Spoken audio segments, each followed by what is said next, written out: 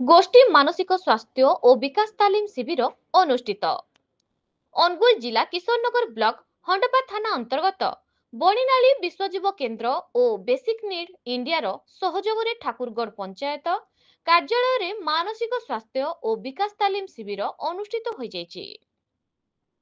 এই ତାଲିମ ଶିବିରରେ ବିଶ୍ୱଜୀବ କେନ୍ଦ୍ରର ନିର୍ଦ୍ଦେଶକ ଶ୍ରୀ ମନୋଜ କୁମାର ମହାପାତ୍ର, ସରପଞ୍ଚ ଚାରୁଲତା ମିଶ୍ର, ଆମସରମୁଣ୍ଡା ଗୋଷ୍ଠୀ ସ୍ୱାସ୍ଥ୍ୟ ଅଧିକାରୀ ଡକ୍ଟର ବନ୍ଦିତା ପ୍ରଧାନ, ମନସ୍ୱିନୀ ପାତ୍ର, ସଂଯୋଜିକା ଜସ୍ମିତା ପ୍ରଧାନ, କ୍ଷେତ୍ର ଅଧିକାରୀ ଯୋଗ ଶିକ୍ଷକ ବବିରାଣୀ ସାହୁ, 10 ଜଣ ଗୋଷ୍ଠୀ ସହାୟକ ଓ ସହାୟିକା ଓ 40 ଜଣ ଆଶାକର୍ମୀ ଓ ଏଏନ୍ଏମ୍ ଯୋଗ ଦେଇଥିଲେ।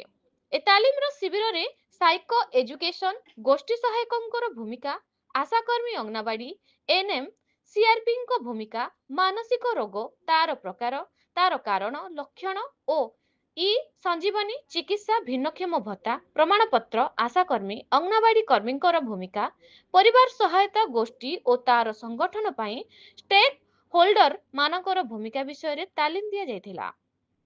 ଗୋଷ୍ଠୀ ମାନସିକ କାର୍ଯ୍ୟକ୍ରମକୁ ଆଗକୁ ନେବା ପାଇଁ ସମସ୍ତଙ୍କ ସହଯୋଗ ନିହାତି ଆବଶ୍ୟକ ବୋଲି ଆଲୋଚନା କରାଯାଇଥିଲା। କିଶୋରନଗର ବ୍ଲକରୁ ସୁଭାଷ ନାୟକଙ୍କ ରିପୋର୍ଟ, ନ୍ୟୁଜ ଓଡ଼ିଶା ଟିଭି।